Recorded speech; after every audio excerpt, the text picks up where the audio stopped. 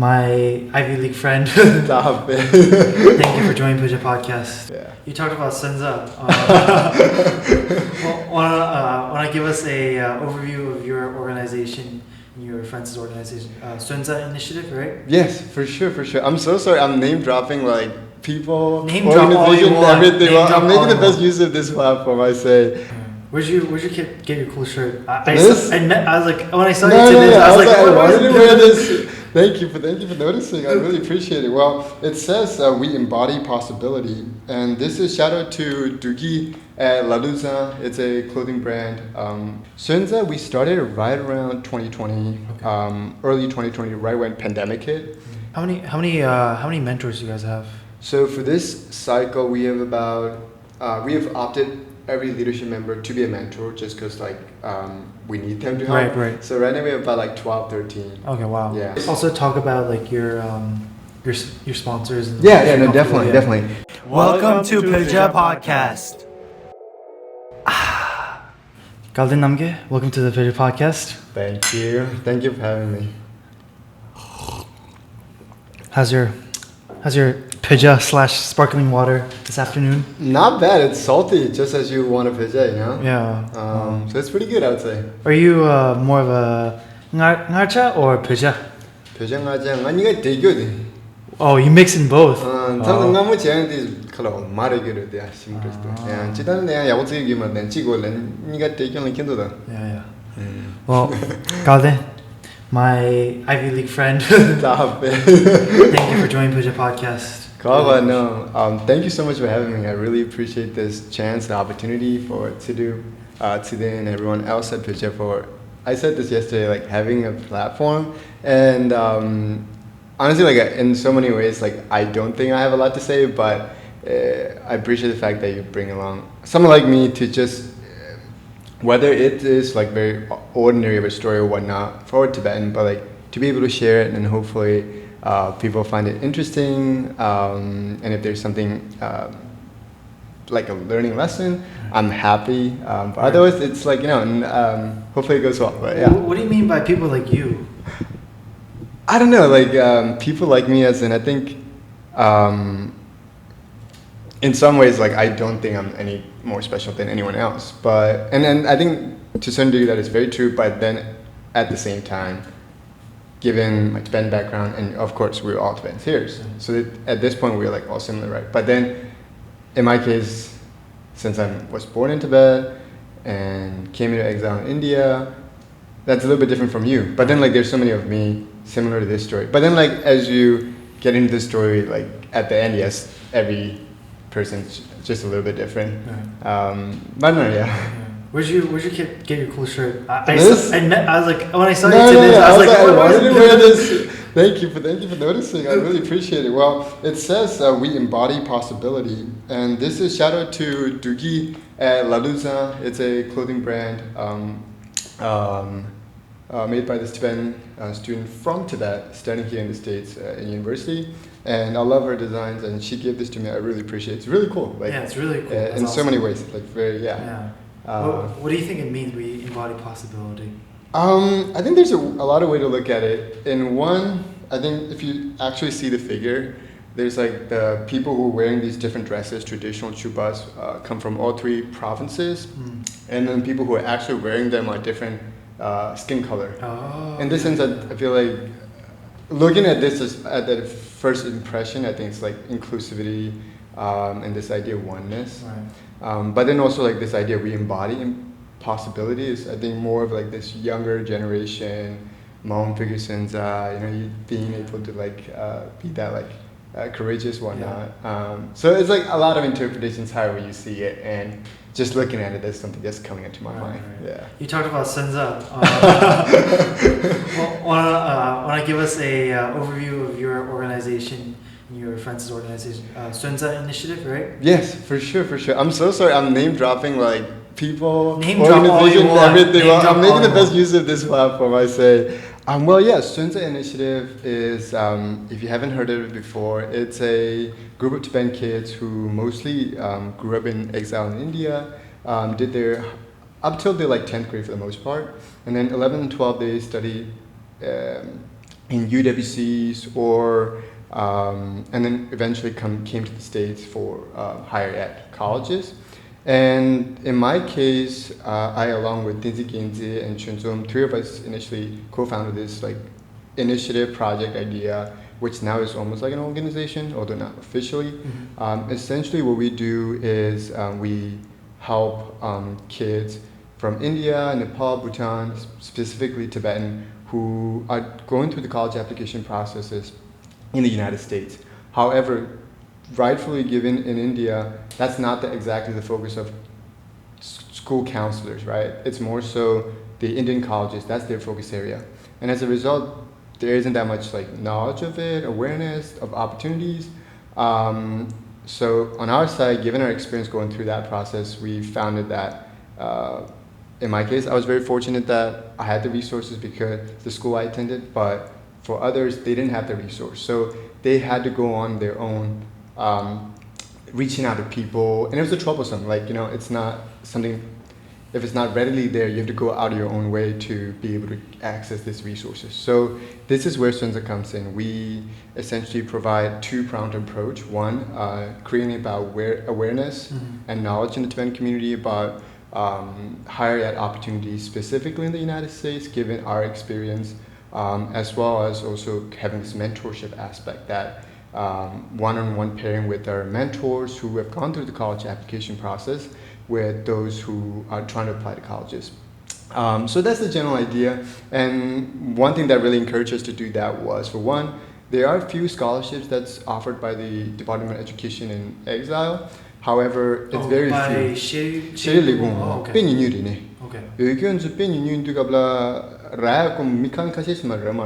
Okay.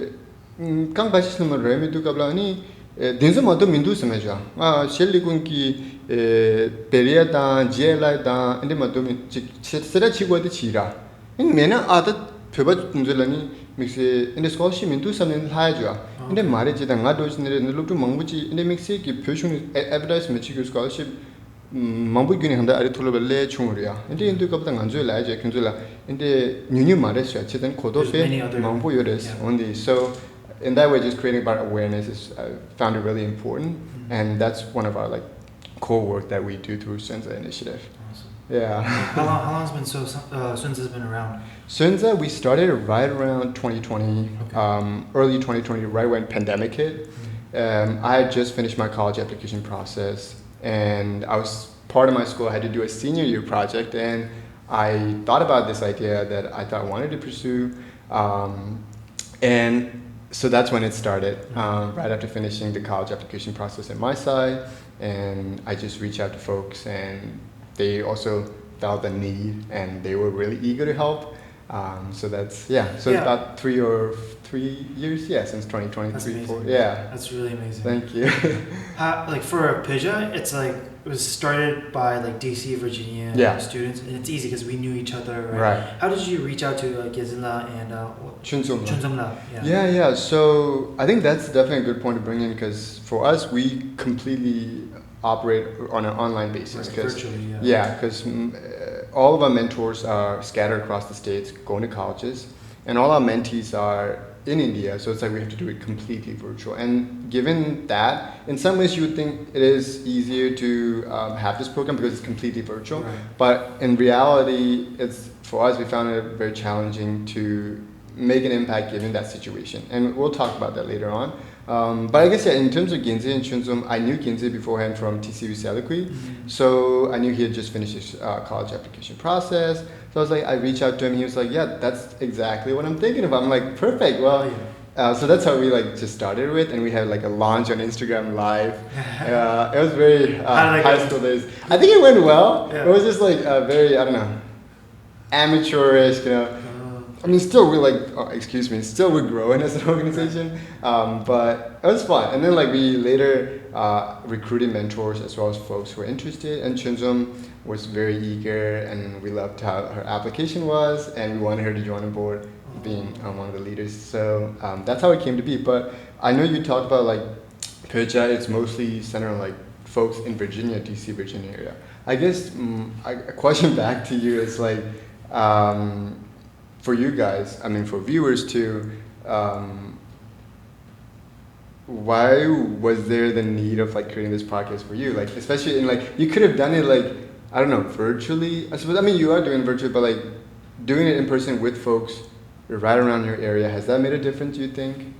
Are you saying as far as the interviewing people in person, or are you talking about like working in person? I think both, but more so in the first one where it's like working together as a team in person and everything. No, I think it definitely makes a big difference. Like, you can get work done virtually and probably even more efficiently if you think about it.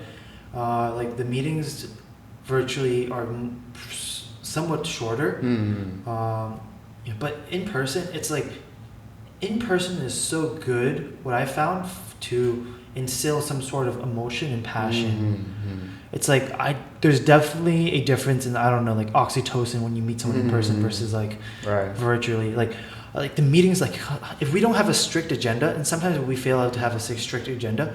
If we don't have a strict agenda, we're just friends talking, right, in person, and it takes, sometimes our meetings last like 3-4 hours. An hour meeting takes 3 or 4 hours, which is like not efficient, but it's completely worth it because we grow closer as you know, friends, as human beings, as, let's say, colleagues or coworkers. For sure. And I think the overall product becomes better because we are like more motivated now, because you know the reason why it goes on so long for 3 hours is like, okay, we talk about one thing, but then like all of a sudden when you're in person, I don't know, idea generation is so much faster. It's like boom boom, like, what do we do this, what do we do that, right? But then at the end of the day, we circle, like, we might have like 10 or 20 ideas, right? But then we circle on 1 or 2 things that we want to implement, right? But then like those 10 and 20 ideas, right? If we didn't have those 10 or 20 ideas, we wouldn't have those 1 or 2 ideas that we would circle. Right? I think in person makes a huge difference. In like meeting in person maybe once a year, or like, every few months, quarterly. I think that's like the difference between, being able to do it for, let's say a few weeks when you're motivated versus people who do it for 3 years. Even though you guys are virtual, you guys were able to do it for 3 years. I'm not sure if, Peja, even for us, it's like a year and a half. Even like a year and a half, we had so many trials and tribulations. It was definitely a roller coaster ride, because sometimes our product wouldn't grow, whatever. We wouldn't have the growth or the reach we wanted to. So they were like, oh, should we quit? Some people have left, right? And like, that's okay, right? People are busy. But then, just being persistent, it's so much easier when you have those like, quarterly check-ins, or like check-ins during winter break or summer break, whatever it may be. It's just like, it's revitalizing for sure, because like, and it becomes more concrete and solid, if that makes sense, because that person is real. That person is giving you an idea or giving you direction, whatever it may be. Like might be from me or Dashi, or me to Tsering, or Tsering to me, whoever it might be, right? The ideas that they're telling me becomes much more concrete in person because I'm seeing them, I'm feeling them. No, for sure. I don't know if that makes sense. No, I think that definitely makes sense. And just wanted to add on to this, I think with in person, I think it definitely creates this sense of accountability more so, because you are going to see that in person, ideas become more solid. So that also adds into how the organization like functions. So that's really interesting. I think, thanks for sharing. I appreciate that. Is it difficult doing virtual? Virtually, there's definitely ups and downs. For one, at our core challenges is, since our mentees, they're in Tallinn, India, right? And within our mentee group, there are a lot of students who are currently still in 11th and 12th grade.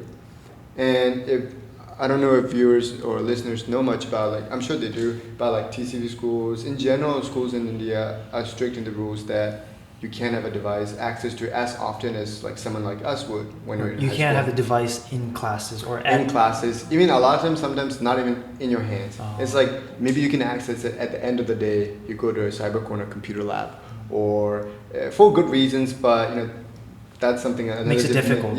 So it makes it difficult for them to access like online communications and so on. And for us, since we're operating entirely online, it's difficult to, for one, on the mentee side, if they need to like work on an essay, if they're working on a pen and paper, it's just difficult. And if they need to edit it, the mentor trying to help, how are they going to edit? Like, they can't just send a screenshot. It's like, it's just so much work, right? Instead, ideally, you would have a shared document. They would type it in, and a mentor would give some editing suggestions, and they would implement it. But there isn't that like very, as we would ideally like it. So that makes it students in India have to take an extra step to actually participate in the mentorship program.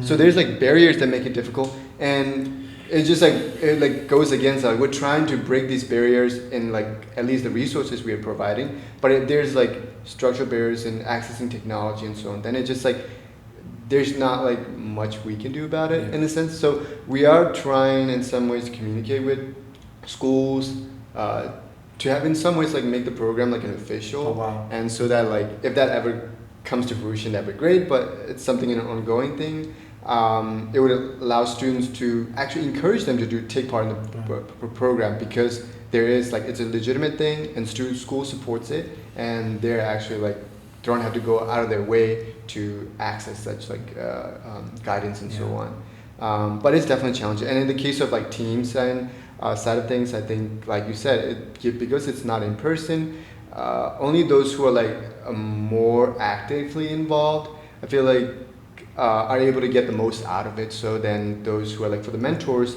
in the beginning, we very recently had a leadership team put in place, and prior to that, it was very few, just Sunza, me, Ginze, mostly doing the lift, and the rest like mentors. I mean, they were doing the lift. It was just like we hadn't given the responsibility because we weren't exactly sure how it would work. And as a result, like I feel like the cohesion wasn't there, because like mentors want to help, but if the mentee isn't able to access technology, the mentors are left like just hanging. Yeah. And so then it's like it like I don't know, disengages them, and the mentee gets disengaged. So it's like kind of falls through the cracks. So but I think like we're working on it. We're getting better. We got a leadership team set in place who are working really hard to make sure that there's more of a cohesion in the team, as well as ensuring the program, the mentorship is maybe more catered to the students that in any way like they would like it to be. So yeah, like you said, it is like ups and downs, but a lot of learning goes into this. And I think something that like an acknowledgement on your side, my side, any like I don't know, startup idea, like very small thing, you're beginning from scratch, right? I think like even for any organization you think of, Tibetan especially, beginning from scratch, if you have the knowledge in this, whatever you're doing, that's great. You definitely bring in a lot for us. I didn't have particular knowledge in like how to run an organization. It's not even an organization, but like you gotta lead a team. Same in your case, Peuja. You guys have a team. It's a very organically formed, but like again, creating from scratch. So you, and that like definitely a lot of learning goes into it. So yeah, you're right. It's like you want to like give your service, but like even before you give your service, it's like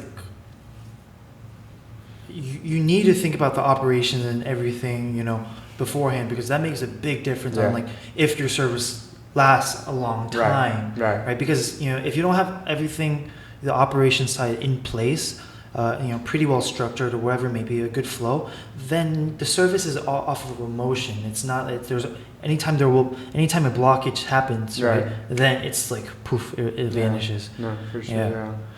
You know, one of your the people that you guys have helped, like Garma Sunam, he's a big advocate of Sontsa Initiative. Huge initiative, huge supporter, huge advocate. You talked about like mentorship, you talked about like helping essays. Could you like take us like maybe like step by step, like how do you guys actually help them? Let's say I am a kid from DCV, right? And I've like, let's say applied through like your Google form or whatever. So how does that process start, and how do you guys help them to get into college and bring them here to the US? Right. So the very first step, I think I would encourage folks to reach out.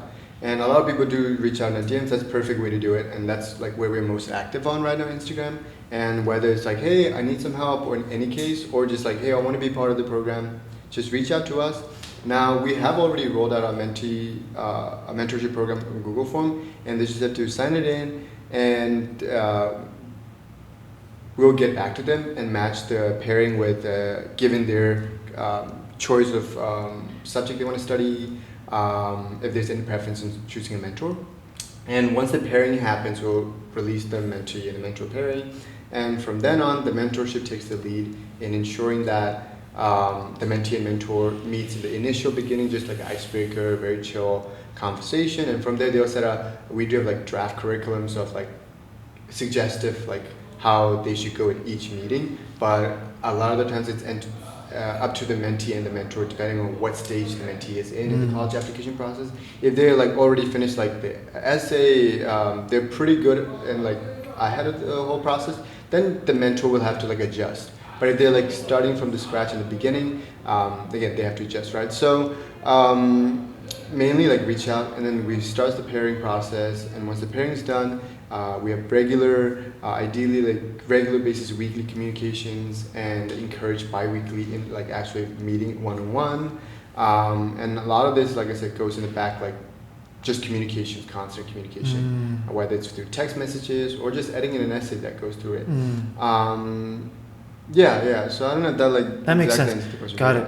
And then let's say once they're applying, is there anything you guys help with, like getting visas or anything? Yeah, like that? I guess like because that's like you from your personal experience, that's a whole different like ball game, right? Different ball game. And help isn't like we guide them, because like there's not a way that we can like influence the whole decision process of who gets a visa or not, right? But at the end, once they do get into a school, it's pretty likely they'll get the visa. So they just have to be thinking ahead of time to when to schedule the appointment. And for us, given that we have gone through the process, we'll guide them. It's like, hey, here's the list of things you have to do, and you need this document, and you need to submit this, and then so like we'll give them like a guidance of it and walk them through it all. So, but yeah. So okay, and then. So for the mentee and the mentor pair up, what are some things that you guys ask or look for when you guys are pairing up people? Are you guys looking for like personalities, or like maybe it's like major? What is it? Right. I would say right now, because there's part of us where we do want to have like an interview process, so that we can actually get like someone face to the application and have even better matching. But because again, logistical constraints, as well as like maybe it's just going to make it more difficult for them to even access us. So right now we haven't exactly in place that. But a way we right now just opt in is, matching their interest of subject, as well as background as well. So let's say if I've gone to TCV Seliqui, and the kid who's applying from TCV Seliqui has studied something I studied, I like just the information we collect. Based on that, we kind of pair. So it's not too like, I don't know, maybe it's not the best way to pair, but just given the limited information and constraints, we just do the best we can. And we obviously ask them, do you have any preference in wanting a mentor? And if they do have a specific preference, they list, and we'd try our best to cater that. Yeah. How many mentors do you guys have? So for this cycle, we have we have opted every leadership member to be a mentor, just because like we need them to help. Right. So right now we have about like 12, 13. Okay, wow. Yeah. That's a lot. So, and then how many mentees? Is it one mentee per mentor? So generally it depends on the application cycle and how many do apply. And for the most part, it has been like one mentee for mentor or two mentee for mentor. Okay. But it depends. What's your success rate? Our success rate, that's a tough question. Success rate, so that again depends. What do you mean by success rate? Do you mean like folks who do end up coming to the colleges here, or do you mean who end up applying? Like, I'm guessing your question is who end up coming to the colleges here. That's what I was thinking, yeah. But is that how you guys measure success, or what do you guys measure? Yeah.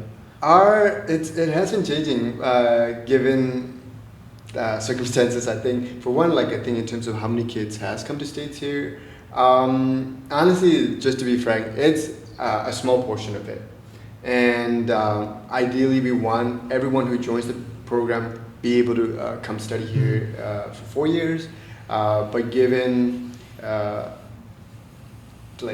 difficult situations as well as through the application cycle, we have issues where folks just drop out because they've changed the circumstances. They are no longer interested. They have a health emergency, or they want to actually just study in India for the time being. So we have dropouts, but also unsuccessful applications. So like I said, I can't exactly give you a number. Like I can give you, but I think it's like not necessary. Just like a low amount of it. But I think the folks that did benefit from it, they're like, what we understand is those are the ones who have put the most effort in it, who put the time, who were consistent throughout the process, reaching out to mentors, going above and beyond to ensure that their application succeeds. and just being persistent. I think for one, again, like there's so many barriers that make it difficult. Right. I think like that's not on their fault, right. But it's just like circumstances make it more difficult. So ideally, we have even more mentees, and so that like more folks may be able to get in the States. But for one, I think if someone really takes out of something, yes, ideally you want to come to the States. But two, I really found the college application process itself really meaningful, that I learned a lot about myself, more than I ever knew. It really made me reflect, introspect, right?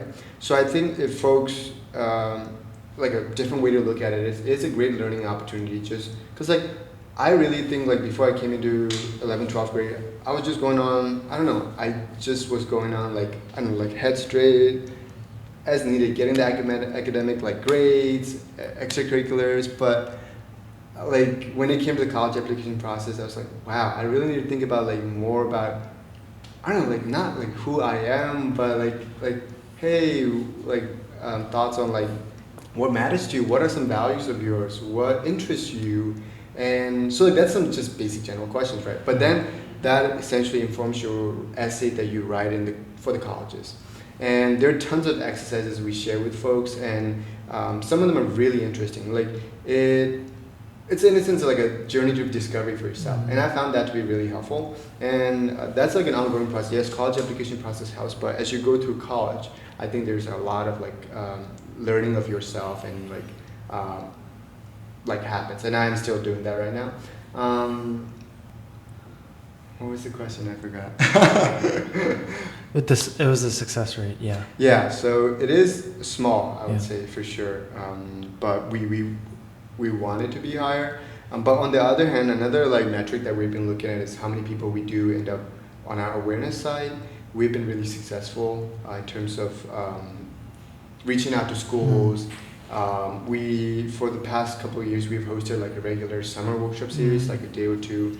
And during one of them, the most recent last year in 2022 summer, our workshop had like more than about 150 plus attendees. So people are interested. People are interested, and we also did a workshop for Tibetan counselors in Yagar, and we had a good attendance, and they all loved it. They thought it was really meaningful and helpful, and also encouraged us to continue working on it because they thought it would be really helpful for kids who need these sort of resources and so on.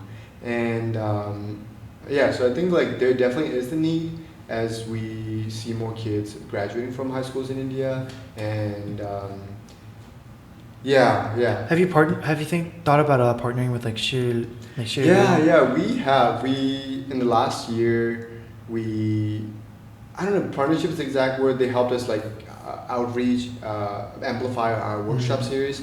And this year we were trying with Robot to get something going, similar like a workshop series, and they would help amplify it. It just hasn't like... takes time, right? It takes time, yeah. And given Share is such a big organization, I think partnership, given our size and like we're completely volunteer based, I think it's like a different game. But because I was just thinking like you talked about the barriers, right? Yeah. Getting like access to like electronics during like certain times, because they're like a lot of them are, it's basically boarding school for them, right? Yeah. So they have like strict rules. I was like thinking, oh, maybe can like Sherry Liu have like some sort of influence on like those policies, like those electronic policies. Maybe like during this and this time they can have like their electronics or whatever. I think it's tough because Sherry Liu is very similar in some ways, like how Tibetan schools function, and Shiri Lekung is like the federalist. Like as much as Shiri Lekung would put a policy in place, it's up to these schools to make the decision.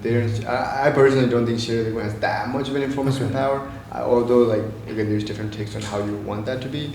But it's at the end up to the school. Right. And if one school doesn't, it doesn't necessarily mean every other school does it. So maybe for us a move is to pilot a program, and if it's successful, then other schools may opt in. Yeah. So maybe that's the next step to go forward. But You also talked about like during like the college application process, you tried figuring out like what you really care about, like what matters most to you. Have you found like some sort of answer to that? That's a great question. I think getting better at it, like just I would say, for example, I came in thinking when I came to college, part of me was like, I really want to study international relations, for the reason being, my Tibetan self and how my background is very, again, within Tibetan, like it's a very like still unique within unique the Tibetan case scenario, right? Right. Unique as in like that's again doesn't necessarily have to have this like but it's like unique. It's different from the rest, right?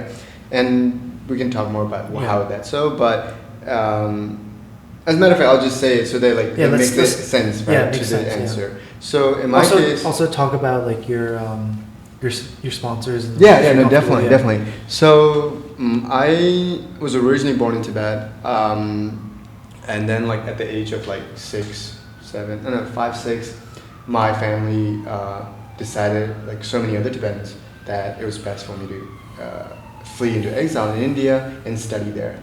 And so that was the decision they made. And back in 2006 or so, they helped me escape from Tibet to Nepal and then India. Tell us about that. Well, I would love to tell you a whole story about it, but for time and like because I was so young, I don't remember everything. It's like very like bits and pieces of the memory. Right. And one thing I definitely remember is I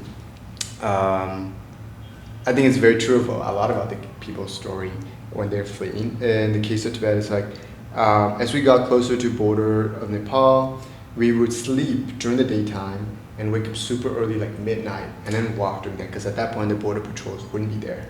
At that point, I didn't even realize the gravity of it because I was a kid. I didn't know when. But like now that I think more about it, exactly, right? But now that I think more about it, it's like obviously like it's a life and death almost, because like if you get caught, there are serious consequences, right? And not just for me, but my family, like there would be severe consequences. So it's in so many senses like I'm incredibly lucky to have made safely out in exile, and there's so many people who haven't, unfortunately, and they face the consequences, and it's only getting worse in the situation, and as a result, now there's barely any Tibetans coming out of Tibet, because it's just not possible, and as a result, that impacts the schools in India. A lot of these schools are having enrollment issues because there usually is an annual enrollment like steady, because each year thousands of Tibetans come to exile and then kids go to school. But now there isn't that number of people, and tons of Tibetans are leaving to West outside of India, and as a result, like Tibetans schools are generally struggling. But I'm digressing. So so my family helped me, and then I got into this particular region in Nepal called Shagumbo. It's like it has a Tibetan monastery, and there I was boarded into a plane. And from there, I got to Kathmandu. And then my uncle, somehow, he made his way into Nepal. Like, he couldn't fly on the plane for some reason. And I met him at Kathmandu, and my other uncle, he picked me up from the airport, and we went to his place. And so we slept that night in the kitchen. I remember very vividly, like, the kitchen floors were super cold. It's like... you had to sleep on the floor? No, we had, like, a bed, but it was like a kitchen. We slept in the kitchen, like a makeshift bed. And I woke up the next morning. I don't remember how long my uncle from Tibet stayed with me, but he stayed very brief. And then one morning I woke up and he wasn't right next to me in bed. Damn. That was one of the most like dramatic moments. It was just like... You were scared? You were nervous? I think it was just more like missing. Like he was with me this whole time when I was coming to exile, and then the next morning I find him like he's gone. And my rest of the family who I was with in Nepal, they would say, oh, he went for circumambulating but no, it never came. It still hasn't. but that's a different. So so then sent me to Nilekan, which is the Tibetan arrival center in Nepal, and from there, newly arrival center sent me to a bus like with a group of Tibetans into Dharamsala, and from Dharamsala, Nilekan, Yurimbuddha Deme for like maybe a week, and then from there they sent me to TC Kupapur. So I grew up in TC Kupapur for up till 5th grade. But so I was in TC Kupapur. I attended like stage 1, and then stage 2, and then 1st grade, and then 2nd grade, and so on. Stage 2 is like kindergarten, preschool, something around there. And then 1st grade, 2nd grade, and 3rd grade. What happened during the winter of 3rd grade was my uncle had met this American couple who wanted to sponsor a Tibetan kid. And that's like not exactly out of ordinary, especially concerning Tibet, because when I was going to school in Tibetan, and so many Tibetans, we get a sponsor. Right. And we write letter to them, we write cards every year for Merry Christmas, dear Godfather, and dear Godmother. And it wasn't that surprising at that point. I was like, okay, but in this case, it's like outside of the actual like institution of the school. And they had talked to my uncle about like possibly sponsoring a kid, and I was like, okay, sponsoring, but no big deal. But every kid hopes that they would be taken like with the family across like. Even as a young kid, you like knew that, right? Yeah. So we had this idea like how you would perceive a jinda, and so I met them one winter during my winter vacation in Nepal, and they invited the whole like my uncle's family and everyone to the Hyatt Regency, like Hyatt Hotel. It was very like bougie. My God. Yeah, literally. That's like it's a whole different like being involved there. Like it's a very different atmosphere. So it's really cool, right? And I stayed with them for a couple of days, and they took me on the plane to like see the Everest as a kid. So it was really cool, right? You saw Everest? Yeah. Wow. I don't remember, but that was the whole point, so I must have seen it, right? Otherwise, it was a scam. It was cool. They can tell you. Yeah, so from there, I think they liked me enough where I got the response, my uncle got the response that like they would like to actually sponsor me to come to States for school. And so that was like around 2009, and right when I was starting 4th grade, my documentation had started trying to create an IC identity certificate. It's like yellow booklet travel document, and usually it's like really difficult to get, but like somehow like I don't know how it worked. In my case, I was able to get it pretty quickly. And that November, I came to the Maryland for the first time. So 2010 November, I came to the United States, and with me was my uncle's partner then. And so but then, okay, this is going really long, but I'll tell you the story. So, because we're Tibetans, for one, and because of our travel document, at the immigration desk, right before you leave Delhi, they stopped us. We had every document to be able to board the plane, but they just stopped and started like interrogating us for no reason and wouldn't let us through. And it was like everyone in the back of the line was just like waiting for us to go through, but they just wouldn't. It's just like they wouldn't budge for whatever question they asked, just like making the situation difficult for no reason, just because of like giving us. We fly from India or Kathmandu? So this India. Okay. And so like they took us actually from that place to an office inside. It was like very serious, and then they were not going to let us board that plane for I don't know whatever reason. We had every documentation, and eventually we did. But what happened was my aunt would say, "Cry, start crying." So I cried and cried. And I think they got embarrassed because like it was super loud, and there were people waiting and everything. And they got out of the office and they just stamped it. So it worked. But it's crazy though. And the thing is, like every Tibetan right now has to go through this whole process. If you're in that like travel document, I do now too. Even when I travel ever, it's always an extra weight. I'm like, I wish there was no one behind me, because like, so they don't have to wait. I would let the people go in front of me, but like, it's just like every single time the difficult. But anyway, so got to the States here, and my sponsor parents, they picked me and my aunt at New Jersey Newark Airport for the first time. I remember again the smell of his car was coffee. I was like, wow, this really smells good. He was a huge coffee drinker, and he still drinks a lot, but it was very vivid. And from there we went to Annapolis, Maryland. So that's where I grew up. So I'll make this short. I grew up part-time here. So like I came here in November, right? And I stayed till June here. And then that June of 2011, and when I finished my 3rd grade here. And because at that point I didn't speak any English, so instead of going to 4th grade, they put me into 3rd grade. And so that, and then that summer I went to TCV summer camp. That was crazy. I was like, no way I'm kind of going to TCV summer camp as a TCV kid, right? So it was really cool. It was different. And I went to my TCV Zimbabwe as a summer camp student. I was like, yo, that's so funny. Because it's just a different position. It's like really weird. So, and then the one thing was I really struggled at that point was, because I was with my American sponsor parents' family, like with them for like the whole 6 months, and I only spoke English and no Tibetan at all. My aunt only stayed for a month, and I was trying to learn English then, right? So Tibetan wasn't used at all. I went to school completely in English, obviously. But then like there's no other Tibetan. I didn't speak to any Tibetan while I was here. When I got to India, my uncle picked me up at the airport. I couldn't speak Tibetan. Why? You forgot it? Like I understood what he said, but then it just wouldn't come. So I had to speak in English. It was very embarrassing. He would joke about it, but then it was like really scary too. I was like, oh my god. And did you feel afraid when you were younger? Or is that something you were like, wow, like I almost forgot later? I think at that moment it was embarrassing, more than afraid, more embarrassing. But as years went, I was like, oh my god, like I realized the situation, like how, if as a Tibetan, if forget, like Tibetan means like really bad. So really scary too in a sense, because like if I'm communicating with my uncle, my family in Tibet, like I can't speak Tibetan, like how are you gonna manage that? So I went to TCU summer camp, it worked out fine, and after that I decided to stay and go back to TCU Gopalpur. And so I went back to TCU Gopalpur and joined 4th grade then again. Went there until like winter holiday, and winter holiday I came back to the States. Continue your studies here. Continue study here, and then June again. So each year I went back and forth, back and forth. And then like in 5th grade I went to TCU Salakweet.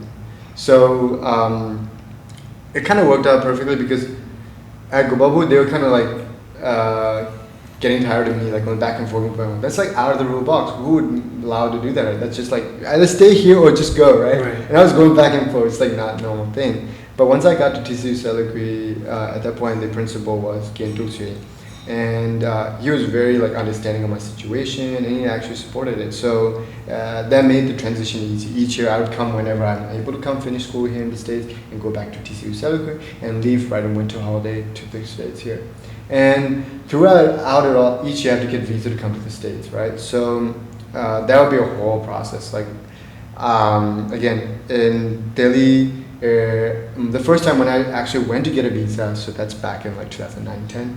I was with my uncle, and the interview hadn't even started. Like the first question they asked was, "Where's your legal guardian?" My uncle's like, "I am his legal guardian, right?" I'm like, "Where's your documentation? Where's his birth certificate?" I'm like, "Well, we don't have that." And they're like, "Out." It was like, it was less than a minute, and he was like, "Out, get out." I'm like, they treated us so badly, and he was like, "If you don't leave, we're gonna call the security." So my uncle and I had to leave that place, just like within less than a minute. Yeah.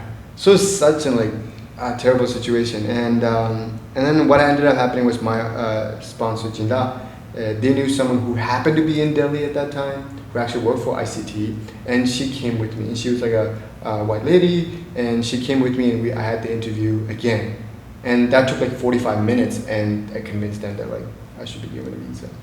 So it worked out, so I came here, right? And then after that, because I had struggled to get a visa again to Delhi, each year I had to go to Nepal from India to get a visa. So that would be a whole process, because like I have to travel. I couldn't travel on airplane because identity certificate, yellow book, you can't travel on airplane to Nepal. And so as a result, I had to always travel on bus. For the most part, like there were a couple of times my uncle helped me, which was, I really appreciated it, but there were a lot of times I had to travel my own. From India to Nepal, Nepal to India. It was really scary. A lot of times. No, less than teenager then at a point. And when I was a teenager, it was still really scary because I didn't have any documentation. I didn't speak Nepali, and my Hindi was terrible, and it was really scary. And it was really scary. So it worked out, but like there were moments, like there was one moment I really remember clearly. I had to bribe they like forced me to like give them money. I was like, just give them money, otherwise you're gonna get in trouble. So I had to bribe them. So each like time I went, I was like, oh, I have to do this again, the border crossing. But I'm here. It worked out. So every year until high school, or throughout high school? Even throughout high school, I did back and forth. I ended up finishing high school here, and then college here. Yeah. And even in high school, I did like freshman year. So the weird thing is, because I finished 8th grade here in June, by the time I went to India, they had started 9th grade and were like half of it. Right. So I took the exams. I did terrible. I got D's and C's, which is really bad. Yeah. So I didn't have any 9th grade, honestly. So I finished 9th grade like in one semester, and then I stayed there for winter that year studying Damye. And then right after that winter, I continued there, started 10th grade, and I stayed there for like half a year. And right after that, I came back here and started 10th grade in fall, right? And then stayed here for a full year in 10th grade. So I did 10th grade like a year and a half, but for freshman year, I only did a semester. Wow. And then for Tsinujukji junior year, I did half a year here, half a year in India, and then senior year I did it entirely in here. And during the summers of 10th and 11th grade, I did work for like this. That's like, I've never heard anybody do that. Like, you tell me all the time you're super privileged and super lucky, and like you're like your sponsors, which is which are basically your godparents, right? Right. They're super generous, right? No, yeah, it's actually to think about it, it's like incredible. Yeah. Like, yeah. They paid for everything, so yeah. It's really great. And you went to like a a private school here, private school here because I couldn't go to public school. Right. So, absolutely, super lucky. And you tell me all the time, and you're always like grateful for them. Like, well, what's been like? We're running out of time, but what's been like the sort of like lessons that it's man, like your stories, like when you look back, it's very difficult, right? But you overcame all of that. Like, how do you think that all of those different experiences made you grow? And going back to the original question of like your values and what you care most. Right. I think there's two parts of this. One about like lessons I've learned. I think through it all and how I was able to do this all. And now I think like I can maybe articulate it better in terms of the lessons I've learned. But at that point in the moment, I think it was just like, I can't give up. Like so much energy, so much financial, so much effort from my uncle, my family in Tibet have gone through to get me wherever I am at that moment. And I can't say like, nah, I don't want to do this anymore, right? So it's like not like I was having a terrible time. It was just like, yeah, it's a struggle I had to go through, but I just can't give up at that moment in time. It's just like I've been, again, even at that point, very fortunate to have that opportunity. Right. First up, very successfully, without any trouble, being able to come to exile, even in exile, going to TCU Selga, and even TCU Selga after that, like being able to find this American couple who were super generous to sponsor me, education, host me and everything. So like not every kid has that chance, right? If I just threw away like that, it just felt really wrong to me. Right. So as a result, like I just at that moment just couldn't give it, right? And then like that's like one thing, and then like more so on the now, and I look back at it and some lessons I've learned. Not to say like anyone should be like following this advice, but like I think through it all I have learned. I learned this in like, okay, one very common thing as an immigrant, even as a Tibetan, especially a Tibetan, like waiting. Like you have to wait so long throughout wherever you go, especially when it comes to like some sort of bureaucracy. And this is just an example. I think the answer I'm trying to get is like the idea of patience. And I've realized it more often now, like not more now because like I haven't encountered this bureaucracy as much now being in the States because I don't have to. But all through it all, it was like it wasn't in one click done. It was like a very long process, and I did it again and again each year, and with the support of my uncle. Yeah. So I don't know, like patience. Again, it's very like patience. Like, but I don't know, like maybe I think it's more easier people can imagine in their own circumstances and time, like situation. What does patient mean in that like specific moment? Right. For example, very most recently, even if it's mean like for example in the job search process, like ideally you apply for one job and you get it, right? But that's not it. So you will struggle, you will get rejected. And I have been rejected, and even for school's application process, you'll get rejected. But you gotta persist and be patient. Give all the effort you can on your part, and then just it's up to them. If they don't, like, you know what I mean? Like, yeah. So I think like this goes back to like the quote that like Hisonus always recites, and like we Tibetans do it religiously, which I like. Is it's like I'm like this is more of a paraphrasing, but like if there is a problem and does it have a solution, right? And it's just like no, well there's no need to worry about it. Right. There's no solution. What's the point of worry? Yeah. And is there a problem? There is a solution. Then there's no need to worry. There is a solution, right? So in that all, I think it means is also that if there is a solution, you give all you can to like bring about the solution and work towards it. But if you can't and there is no solution, then no need to spend that energy on it. Okay, I'm like very digressing. But okay, patience. I don't know, another life lesson, I think like people, again, that's like people, wow, very profound. No, I think meaning more like, because in my case, I didn't grow up with my family. I grew up... Just to like really clarify that, you've not seen your like Bala or Amla, like your immediate family in like basically how many years? Like since you left, right? So 6 years old. Yeah, I may have seen them on camera, but like in person since I left, so it was like 2006 or 7. And even on camera, like that's not been something you've done in like a few years, right? Or recent? I have done it recently, but it's not as frequent. Right. But just in general, I think it's difficult. Yeah. And like I'm sure a lot of Tibetans can relate to that. And yeah, so I guess like when I said people, I meant in like, because in some ways I didn't have that opportunity to spend the time as much with my parents. However, that also gave this chance to spend the time even in a boarding school, for example, grow up with friends, grow up with school faculties, teachers, and staff members who are incredibly caring and loving, and throughout all like my jindas, and then my college friends, and you guys now, and some of the listeners.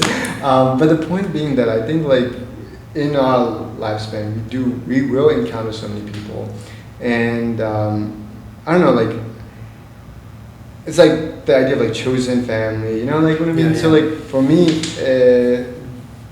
like I don't know, I had such a like good experience in it that like people I have met have been invaluable to my life, and I'm like only like 20 something, so like I have so much more to go, but I've been like incredibly supported by my family and friends and my uncle. So I think like for example, and a super short anecdote is like when I was in high school here, it was it's in day school high school, which is very like normal thing in the United States, but when I went to TCB Salikui Kobapu, it's entirely boarding school.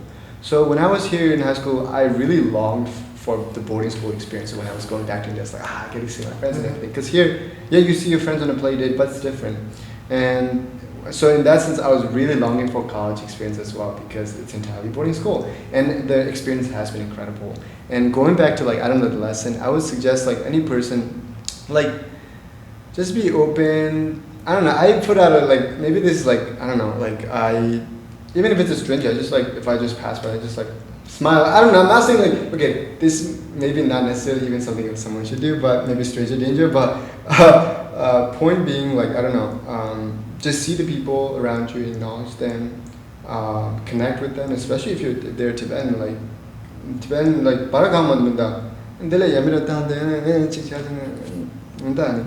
I think it's like just realizing the value as a friend, and it's like a family member and so how you see it, but I don't know, like whether it's been staying in touch or just like having a frank conversation, like I think is a way to like connect. So that all makes sense. Yeah, I don't know. Yeah, that was a very long way of saying stuff. But that makes sense. We could talk about so many things. We could talk about your process getting to Brown University. We rushed your biography a little bit, but like it truly is amazing.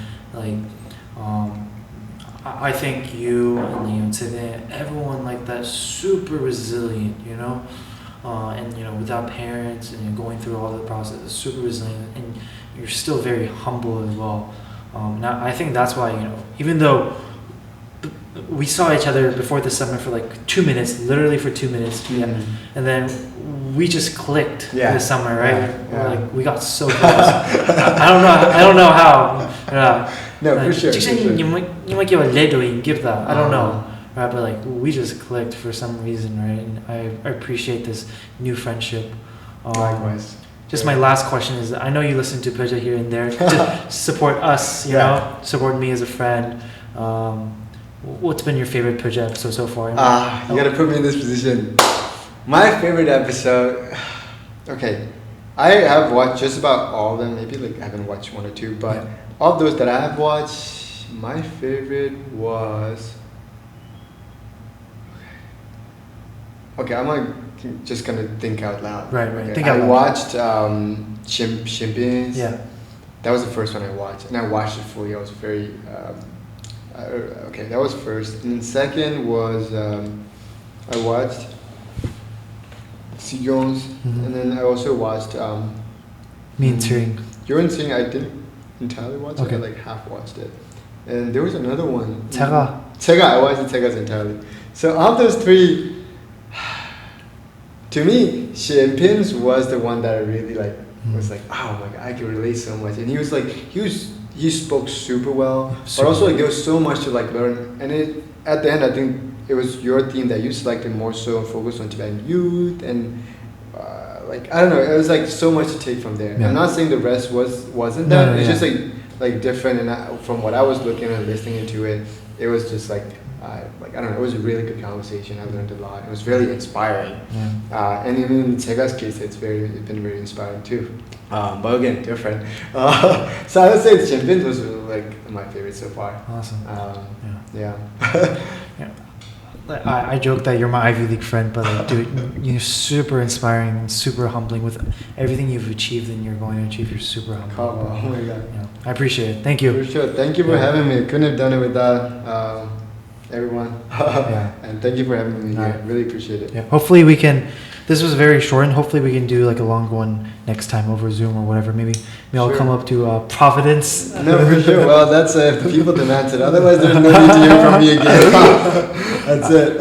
All right. Thank you so much. For sure. Thank you.